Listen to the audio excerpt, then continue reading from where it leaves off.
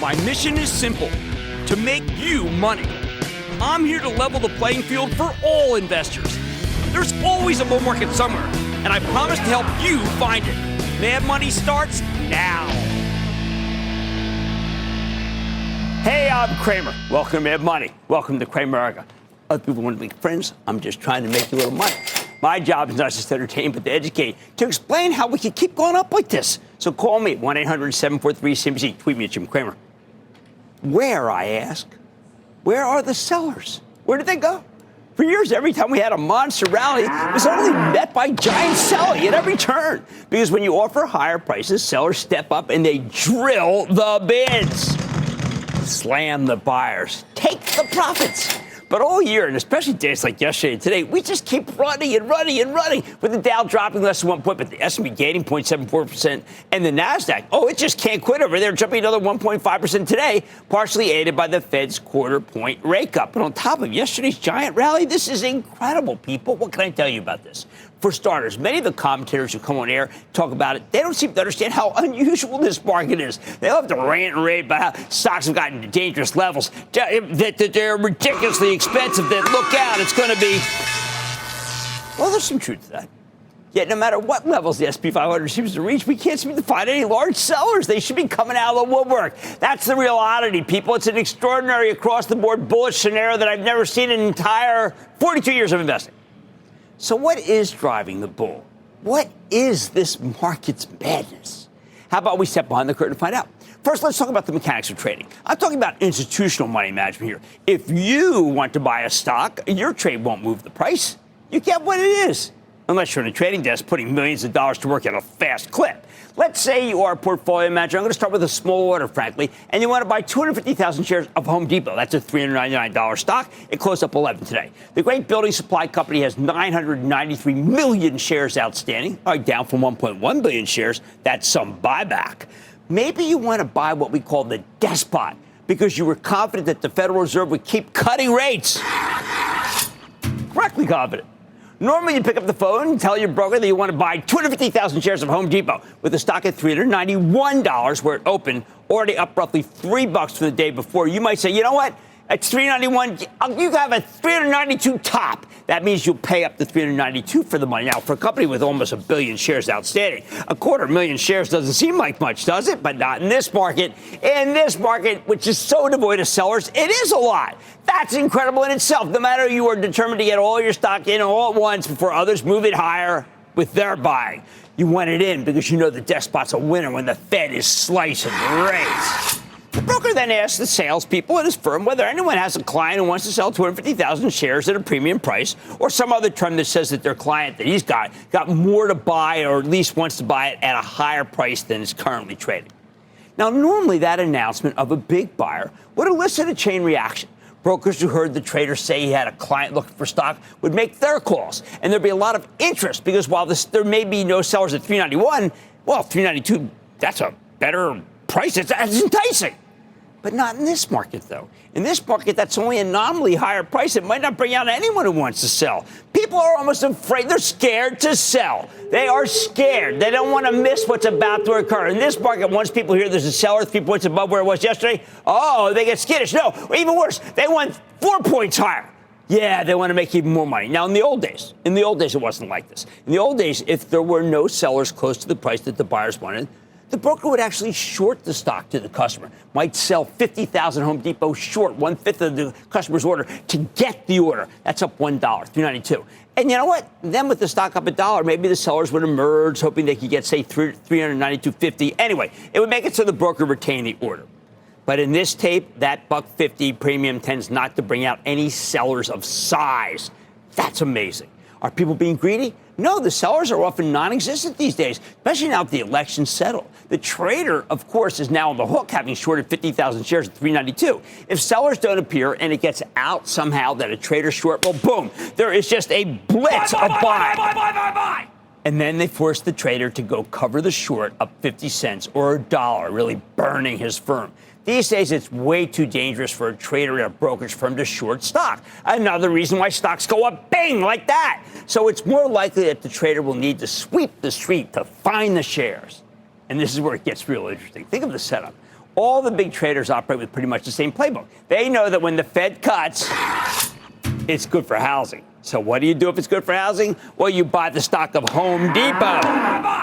Yesterday, the stock was down because of negative action in the bond market, but rates are lower today. It's a natural buy. You reach for HD. In this scenario, sellers have the upper hand because when we all know that something like Home Depot is the right stock for the moment, the sellers are confident they can get a higher price. With those hundreds of millions of shares outstanding, you'd expect someone to be willing to sell, though. But the problem is, there's not just one buyer. There's multiple buyers because everybody has the same playbook. You might have 30 buyers bidding for the same 250,000 shares of the despot. And everyone who panicked into selling when the stock was down yesterday, well, they're already sold. There are no natural sellers. And that goes double now that the Fed ratified the housing bull market. Meanwhile, there are two other forces that are competing with you to buy stock. There's the company itself, which has been a regular repurchaser of its own stock for years. And then there are the index funds, which now are inundated with cash that's got to be put to work the moment it's received. And they have to put it to work at any price. Buybacks and index funds are one-way players. It's not like they're selling anything here. So you have three buyers, the natural buyers, the index funds, and the company itself, and they are all in buying at once. In this market, that's enough to push any stock higher until sellers are finally found. Sure, there are plenty of times when sellers do emerge, but not sellers of size these days. If there were sellers of size, a stock like Home Depot couldn't have shot up $11 today. That's because there were no sellers. It's a totally asymmetrical moment. We have buyers who went in because they're excited about a second Trump term after a decisive election. There are buyers who went in because when the Fed cuts rates, historically, that means Home Depot's a big winner. And when we have traders who need to buy because they've gotten orders from index funds that don't care what price they pay, well, you know they're going to move stocks no matter what. Now, the sellers know they're, and they got zero motivation to sell. So the stock ends up levitating as there truly are more buyers than sellers at lower prices. Now, these battles do go on every single day, but what's different this time is that there's never been such a dearth of sellers. Why? We don't have a lot of people selling Home Depot because they don't need to raise money, say, to buy IPOs. We don't have any IPOs. We have a dramatic reduction in shares outstanding because so many companies have been aggressive in buying back stock. We have almost no companies selling shares to raise money because their balance sheets are so superb. And there's endless index buying, which automatically includes Home Depot. In a market with so few sellers and so many buyers, those buyers need to pay up if they want to get their hands on some shares. That's how a stock goes up 11. But they're willing to pay up because they're so worried that tomorrow they'll have to pay even more than they did today. Bottom line, it is an incredible moment, people, and it's not being talked about enough or celebrated. The sellers are afraid to sell. The buyers are incredibly eager to buy. And that's how the stock of Home Depot can rally $11 today on no real news, aside from a widely anticipated rate cut. But who knows what will happen tomorrow. Mike in Illinois. Mike. Hi, Jim. How are you today? I'm having a good day, Mike. How about you? I'm great. I'm looking to add a chip stock. I have NVIDIA and ARM. Should I go with Broadcom or AMD?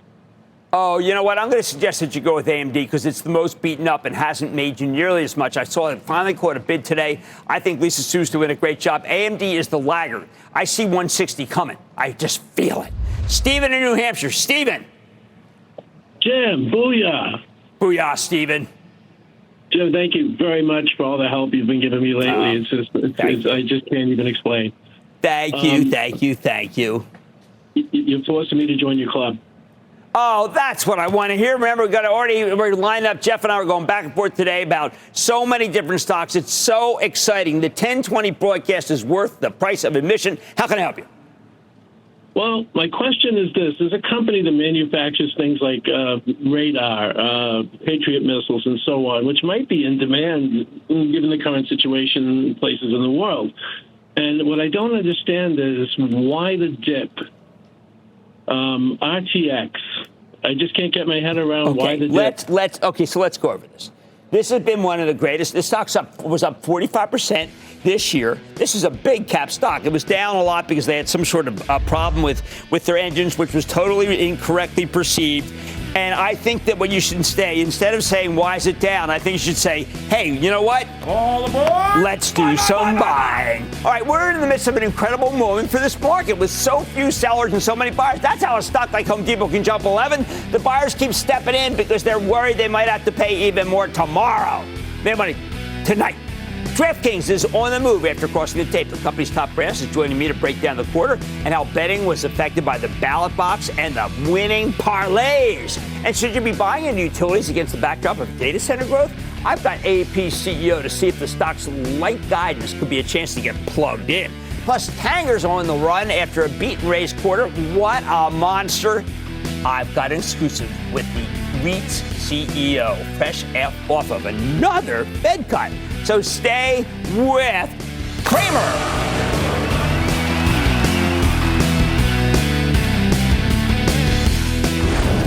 Don't miss a second of Mad Money. Follow at Jim Cramer on X. Have a question? Tweet Cramer. Hashtag Mad Mentions. Send Jim an email to madmoney@cnbc.com or give us a call at 1-800-743-CNBC. Miss something? Head to madmoney.cnbc.com.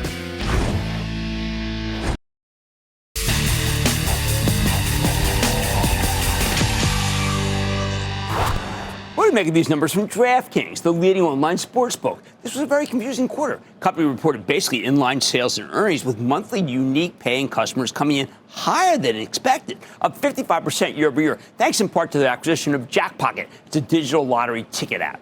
Also, because of Jackpocket, their average revenue per customer came in light. However, the real swing factor was the guidance.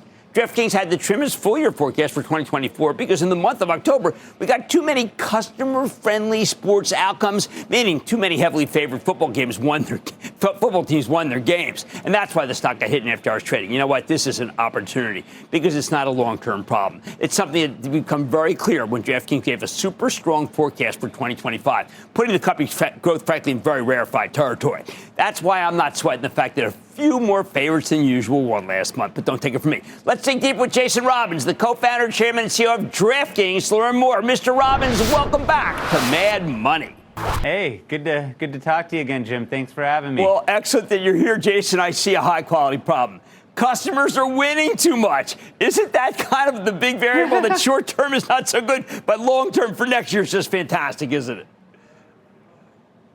Yeah, and who knows? Maybe this quarter. I mean, we're obviously not forecasting anything other than neutral sport outcomes, but typically things, swing back and forth. And, really what we were excited about is we had a huge increase in handle in October. Revenue was actually down 20% because customers were winning, but handle was up 20%. So really excited about that. And I think we're going to have a really strong finish to the quarter and a really strong 2025. Well, you're using an implication of a 31% year-over-year growth at the midpoints. That would be an extraordinary leap. Yeah, we're looking forward to that. Rule of 40 is always our goal, and next year we should be well above that. I only have enterprise software companies doing that level of growth with Rule of 40.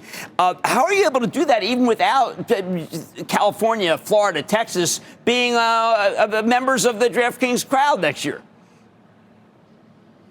Well, right now we're still super early in the development of the industry, and everything is growing. I mean, most of our states are still 2-3 years old. We have a few that are older, and some are even less. I mean, North Carolina just launched this year. Massachusetts and Ohio are still, only in their first full year this year.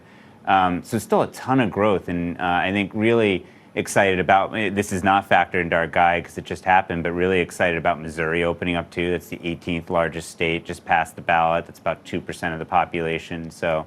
Lots of, you're right, we don't have California, Texas, Florida yet, but obviously still some upside if we can get into any of those states as well. Don't you have to believe that one day they come on? I mean, when I talk to people about them not being on it yet, they're shocked. They can't believe that there's anyone in this country that doesn't have DraftKings kinds of games. It is kind of shocking this day and age, isn't it? I think so, but you have to remember it's still new. I mean, the Supreme Court only overturned the federal ban a little over 6 years ago, and it takes time for these things to go through all the state legislative processes. Take Texas as an example. Texas only meets every other year. So they've only actually met twice since the Supreme Court overturned it. So really, I think a lot of opportunity to get more done, and I think really California, Florida, Texas are big ones. Those collectively are 25-ish, or just under 25% of the population. all very different. But, I think you're right that I would expect most states over the long term will have some form of legal sports betting, and hopefully we'll get those 3. All right, so I want to ask about whether you're now in more of a retention mode than an acquisition mode, if it's only just Missouri and North Carolina, and you have to defend your turf with really interesting, exciting games. Acquisition has been the big surprise. I mean, it continues to just be way up here. I mean, so it comes back to what we were just talking about, how early it is in the industry. We only had one real big state launch this year in North Carolina, and then we had D.C., which is not a state, but, that launched in July. Other than that, no new state launches, and yet we're way up year over year on customer acquisition. And it's no sign of slowing down. So I just think we're at a very, important inflection point in the industry where national advertising and general awareness, to your point, I think most people assume that it's legal in most states now, if not all. And we're just seeing a lot of great growth. So yes, of course, retention is always the most important thing over the long term. That's why we always emphasize product, because product is what retains people. But I do think we're still very much in a heavy customer acquisition period of the industry. And, if you look at kind of where we are from a revenue standpoint, we're actually way ahead of where we thought we'd be only at our last investor day. So I just think that continues to be the surprise, how much customer acquisition is on fire and just doesn't seem to be slowing down. Well, does it matter at all that I'm an inveterate fantasy player, that I also have to play DFS, daily fantasy? The reason is because the injuries are terrible. And I have so much IR.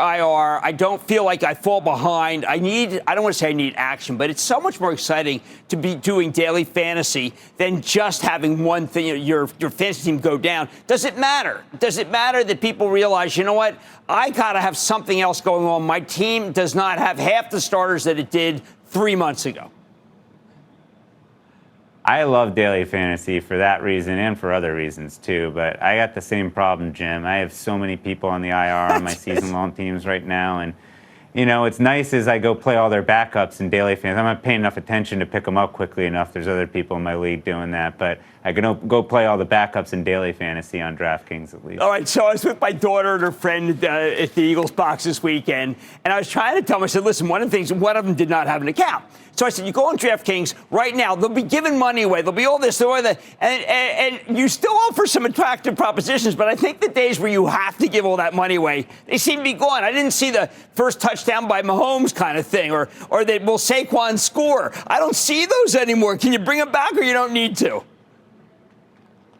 No, we'll bring some. Right now, we've actually been very NBA focused with those types of promos because the season just started and we're about midway through NFL. But Jim, you asked for it. I'll make sure we get some of that. Oh, because it's the most exciting. Look, I mean, I play my kids, as you know, and all my kids are addicted. And I shouldn't say addicted. I don't mean that. But they like the wrong games. You know why? They like the parlays. And they somehow think that a parlay is easy. Could you please tell people how hard it is to win on a parlay?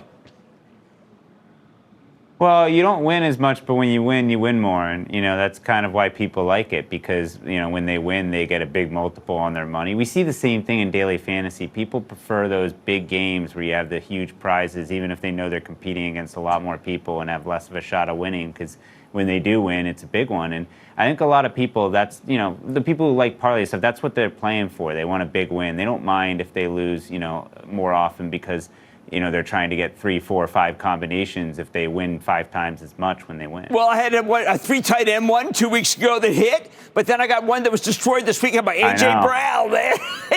Anyway, look, I love having you on. You know who's been on fire on those, by the way? Your friend Dave Portnoy. He's already hit us. He's done so well this year.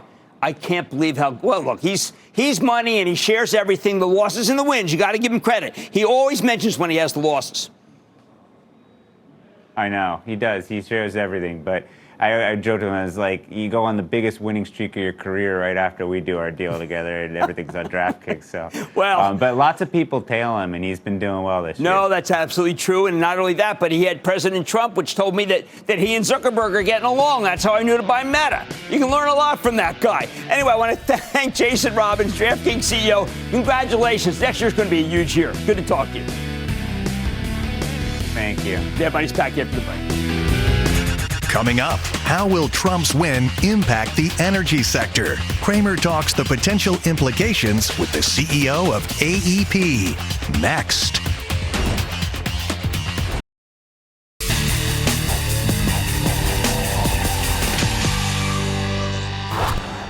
these tech titans are putting up new data centers all over the country. And these things are energy gluttons. They devour electricity like you wouldn't believe. That's why so many independent power producers have racked up huge wins over the past few years, like Constellation Energy, Vistra. But there's an equally straightforward way to play this theme. Go buy the best regulated utilities, the ones who actually sell power to the data center customer. Although the profit margins are regulated, more demand for electricity translates to more volume for these guys and thus more revenue. Take American Electric Power, the Columbus, Ohio-based utility that's one of the nation's largest electricity producers, massive transmission system, the largest in the country, covering 5.6 million customers across 11 states. When AP reported yesterday morning, they delivered a solid quarter, 7.9% commercial load growth, but unfortunately, their freshly issued guidance for 2025 earnings came in a little light, which is why the stock sold off in response. However, when you dig deeper, AEP talked about how they expect 20% commercial load growth over the next 3 years, largely because of all the data centers being built in Ohio, Texas, and Indiana. So is the stock worth buying on weakness? Let's check in with new president and CEO of American Electric Power, Bill Furman, to get a better sense of where his company's headed. Mr. Furman, welcome to Mad Money. Thank you, Jim. It's really nice to be here with you. Oh, I'm thrilled you're here. We have known American Electric Power is probably the most consistent company we've had since we started the show. Some people said, well, yesterday, Jim, you got to be careful. They had a shortfall. When I look at it, what I think is, given the fact that the next years after next year are all good, that it's really kind of a rebasing. There was no shortfall at all to American Electric Power's earnings. Well, really, what the issue here is that in 2024, we sold off a number of our non-core businesses, which really accounted for about 24 cents per share. And so as we go into 2025, we still are looking at a decent year's growth. But then beyond that, we're back up and actually increased our projected growth rate to 6 to 8%, as well as increased our capital budget significantly up to $54 billion over the next 5 years. Now, you are an old hand in the business. You worked at Berkshire Hathaway, and they have tremendous energy business. Are you shocked at the level of demand and the growth rate of a utility in this country? Well, I've been in this business for 43 years or so now, and this is really, in my mind, a once-in-generational opportunity for load growth. We saw it many years ago, and now with the data center growth as well as hyperscalers, AE, and rebasing of manufacturing back into this country, it really is a significant time for utilities and a need for really robust transmission systems and new generation. So all that money that you have to spend, where's it come from, and what are you going to use? Are you going to use natural gas? Are you going to try to do some solar, some wind? What is the mosaic that you're going for? Well, we're going to utilize a very diverse set of assets to serve this load. We have a number of projects that are in flight for us. Certainly, natural gas is going to play a key role in our needs over the next few years. But we're also investigating small modular reactors. We've got a number of customers who are interested in that technology, and if we can come up with the right risk profile, then we would look to pursue those as well. But those are really, according to GE Vernova, I'm close to, you're really talking about a 10-year period between now and when you might be able to use the power. Have you been able to figure out a way to speed it up? Not right now. We're continuing to look at the various technologies, but that's where natural gas will certainly play a bridge role in this. And we'll look at renewables and storage as well. But for now, with the load that we have coming onto our system, it's really going to be a case where we're going to need really some spinning iron to serve this load. Absolutely. Now, we've been dealing with some of these hyperscalers, we call them, the Googles of the world, and they seem to be so hungry for power, they're willing to make direct deals with the actual facility. Have they come to you and say, look, you have a nuclear plant, and we want to make a deal with that plant, or is it still just they have to go through you to get the deals? We've been working with all of our large customers, like the major data center providers, and really what we want to do is serve the customer. And if they're coming on to our system and they have different ideas on how they want to have that load served and what kind of approach they want to take, we're certainly going to be talking with them and be creative to try to serve their needs. Okay, now, speaking of being creative, Duke Energy came out with a statement talking about revisiting coal plans if Trump axes pollution rules. Would you put your utility in harm's way, so to speak, from all the plans that you've made to diversify away from fossil, knowing that there is a president-elect who doesn't have any problems with fossil? Well, our focus is really on what our states want to have done. And, of course, American Electric Power has a significant coal fleet that we're still operating. We have all of the best available control technologies on those plants for emission control. And so we'll continue to work with our states and see where they want to go and ensure that whatever approach they want to take, we're going to work with them and try to achieve that. Understood. Now, I know that there was activist involvement. Carl Icahn reached agreement with your company to put on 2 members to your board. We also had Julie Sloat on a couple times. She represented the American Electric Power very well on Mad Money. Was this some sort of deal with the activists? Because I was thinking she's doing a pretty good job. Well, that was a little bit before my time, but certainly with regards to the Icahn Group, I have an excellent relationship with them, and I work with them just as I work with any of our other board members. And in my view, it's a perfect board. We've got a lot of diverse talent on the board, and I greatly appreciate the advice and counsel they've been giving me here in my first 3 months on the job. Well, sounds good. I know it remains to be one of the utilities that we've been recommending. We have had double on it now. Not a lot of stocks have doubled during that period. So congratulations to your team. And I want to thank Bill Furman. He's the president and CEO of American Electric Power. Good to see you, sir. Thank you. Great. Thanks, Jim. Absolutely. Mad Money will be back after the break. Coming up, retail REIT Tanger is up more than 700% from its all-time low in April 2020. But could potential import tariffs slow down consumer spending and the stock? Cramer checks the health of the shopping center giant next.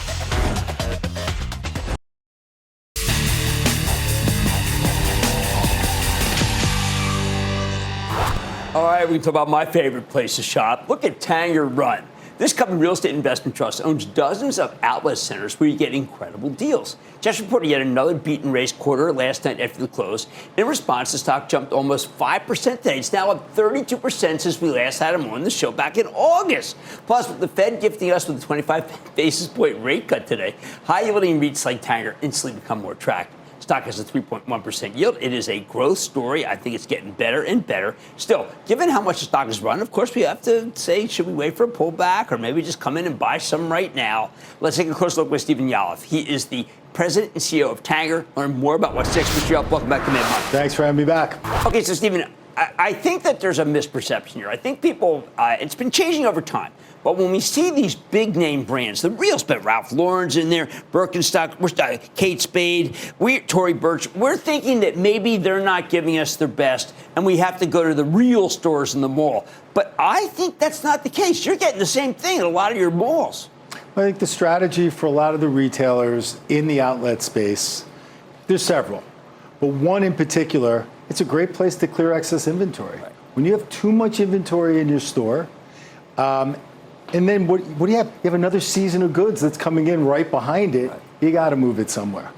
So a lot of these sophisticated outlet channels have a number of different types of products in their store, but the one that has that dedicated shopper that always seeks them out is the one that's looking for that first quality merchandise value price every day. Now, if they don't go to you, I mean, they may end up in a channel that a lot of people feel is not as dignified as their brand name, correct?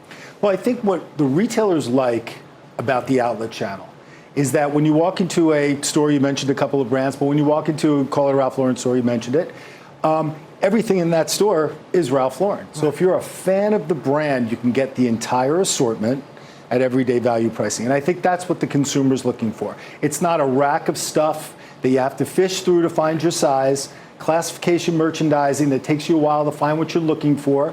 But also what it does from a retailer perspective is it puts a number of brands on the same rack that are competing for ad space, that are competing for share of wallet. Mm-hmm. So it makes it a lot, at least for the consumer who is a fan, there's one single destination for them to go. At the same time, we are at a weird moment, I find, in retail.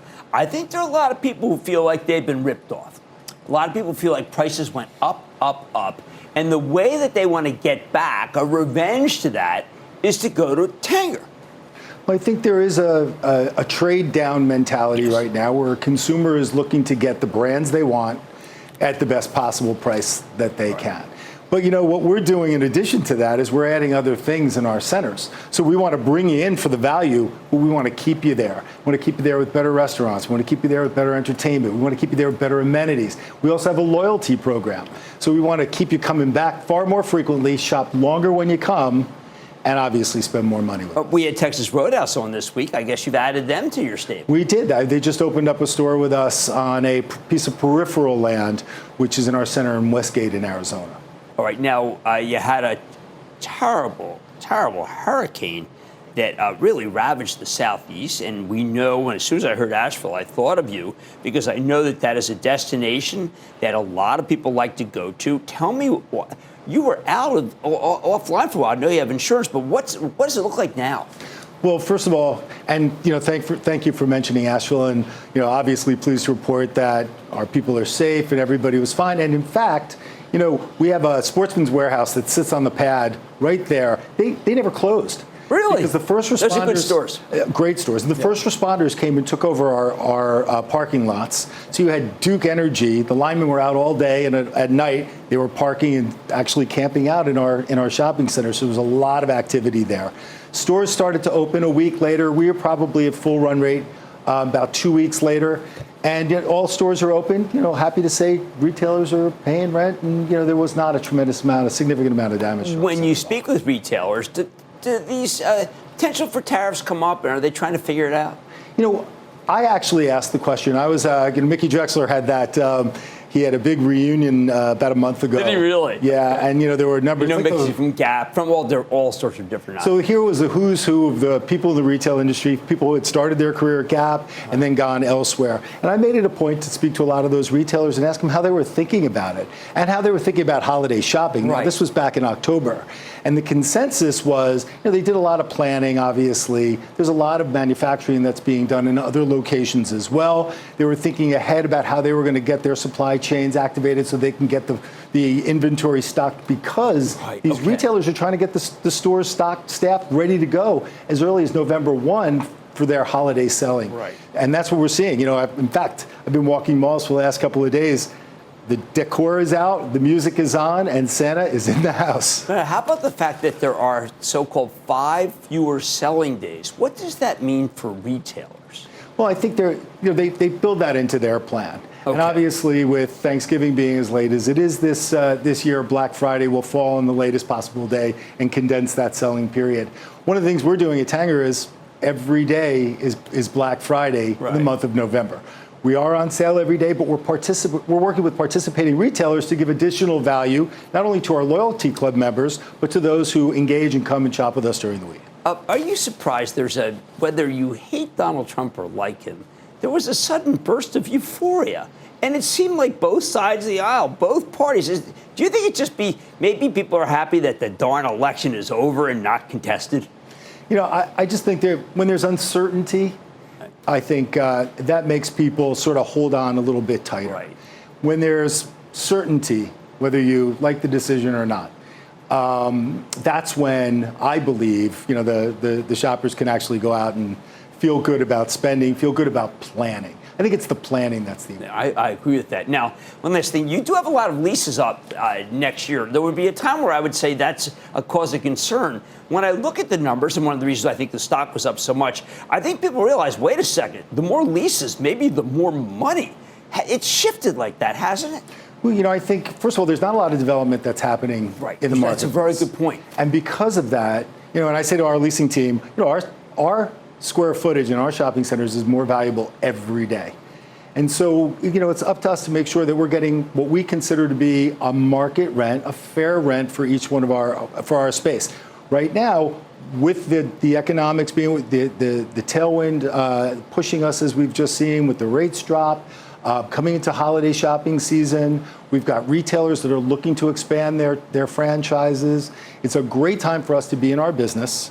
More importantly, as we get space back, or as retailers roll, or brands that are perhaps less productive than they've been in years past, we get to re-tenant them with really productive brands that are coming into the space, paying more rent, but doing a lot more sales. Well, that's why it's a growth. You are a growth REIT that I've always felt, and I've known, I've followed this company for for double now, that offers that bargain that everybody wants. And I'll tell you, they need it now, given the fact there's been such inflation. So I want to thank Stephen Yalof. He's president and CEO of Tanger, SKT, long one of our favorites, and not just because we like to shop there. Man, money's back into the break. Coming up, Cramer takes your calls, and the sky's the limit. It's a fast-fire lightning round. Next.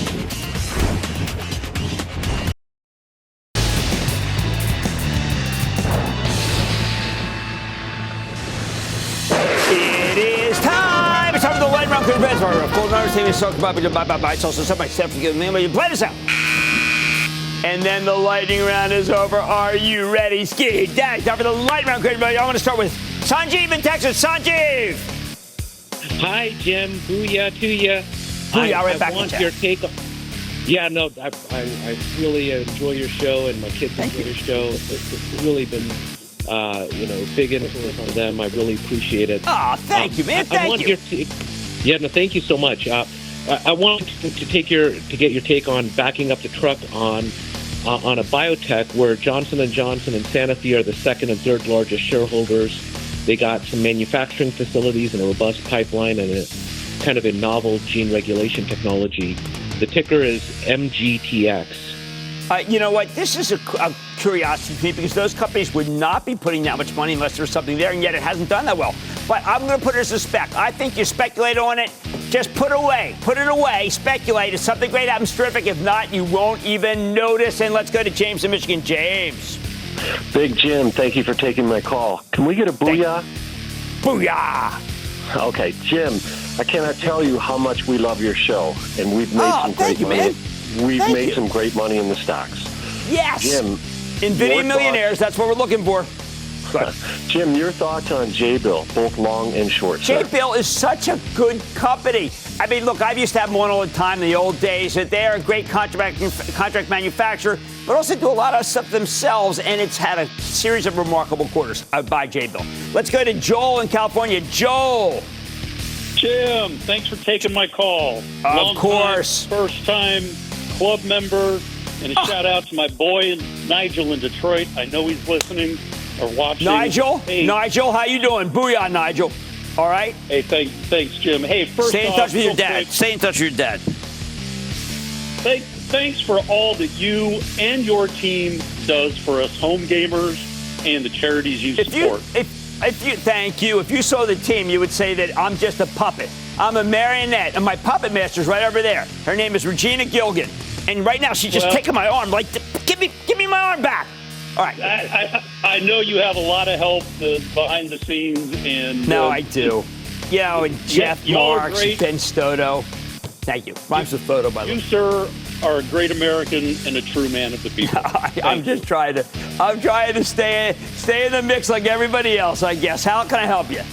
All right. For 3 years, I've been in the house of pain with my stock, but nobody has made a dime by panicking, and you said the CEO was just too darn good. So I aggressively averaged my cost basis down, and I finally escaped the HOP with SoFi Tech. Oh, you know what? This is one. I mean, when Anthony Noto came on, we were in Santa Barbara. The stock was like at $5. I've known Anthony for 25 years, and it just bugged me so much that people question him, question his ability, question his integrity. I would come after anyone who questioned Anthony Noto's. I'd be the first one in front of him and behind him, whatever. And Noto is delivering, and SoFi is no longer a bank. It's a technology company, as it always meant to be. And I think he is terrific, and the stock is good. And thank you for sticking with it. And that, ladies and gentlemen, is the conclusion of the Lightning Round. The Lightning Round is sponsored by Charles Schwab. Coming up, e.l.f. Beauty is on the rise after earnings. Is it a sign consumers are breaking up with high-end makeup? Cramer talks the trade down in the beauty business. Next.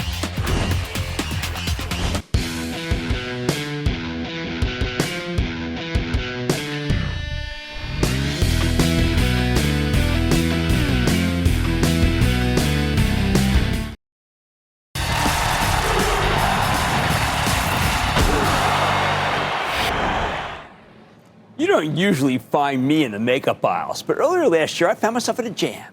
I needed to buy makeup to be watchable for the morning meeting. That's that 10-minute broadcast that I do for the CNBC Investing Club at 10:20 a.m. every day. The problem, I was in Florida and I had to apply the makeup myself.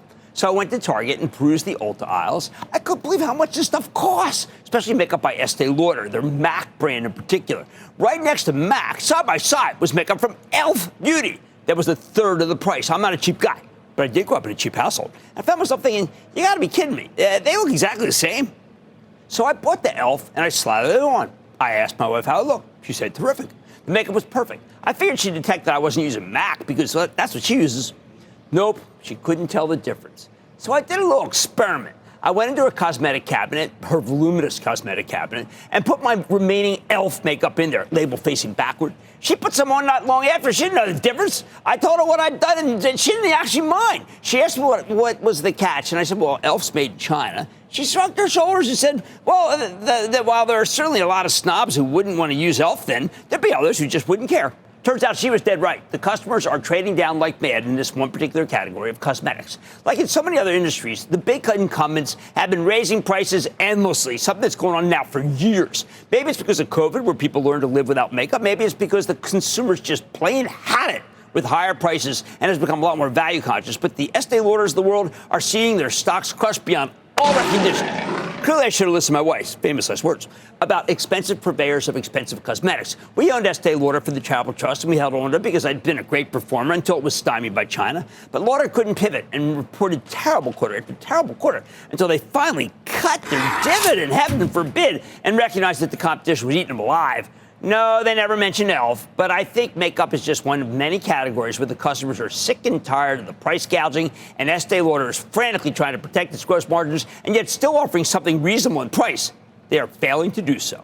But it's not just Estee Lauder, although I like to pick on them because it costs my trust so much money. Coty and Kenvue, which is the consumer spinoff of J&J, both reported weaker sales in cosmetics recently. I think all of these companies misjudged that thought they could get away with this in a new era of price sensitivity. Only e.l.f. Beauty knows what it needs to do. As CEO Tanger CEO explained about his BAFO quarter last night, e.l.f.'s biggest advantage is their value proposition. As he put it, quote, our mission is to make the best of beauty accessible to every eye, lip, and face. The average price point for e.l.f. is about $6.50 today, as compared to nearly $9.50 for legacy mass cosmetics brands and over $20 prestige brands, end quote. He points out that if you switch from prestige to e.l.f. for 4 of his brands, you could save more than $120. As he puts it, quote, our customers don't have to compromise. We continue to hear from consumers that we deliver quality that's often better than prestige, end quote. When we look back at this year, you know what we're going to do? We're going to see that the consumers simply got fed off with being ripped up. They've had it. The companies that realize that Walmart and Costco on a big scale and outfits like e.l.f. on a smaller scale, they profit immensely. The biggest losers, the tone-deaf incumbents who couldn't pivot because they're worried about protecting their darn gross margins. They've been crushed for not cutting prices because in the end, the customer's always right. And the customer, like my wife, well, they don't know the difference in quality, but they sure do know the difference in price. I like to say there's always a bull market somewhere, and I promise I'll find it just for you right here on Mad Money. I'm Jim Cramer. See you tomorrow. All opinions expressed by Jim Cramer on this podcast are solely Cramer's opinions and do not reflect the opinions of CNBC, NBC Universal, or their parent company or affiliates, and may have been previously disseminated by Cramer on television, radio, internet, or another medium.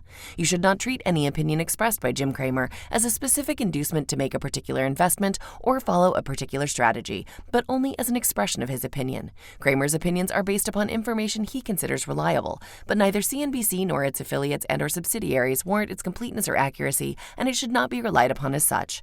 To view the full Mad Money disclaimer, please visit cnbc.com/Mad Money disclaimer.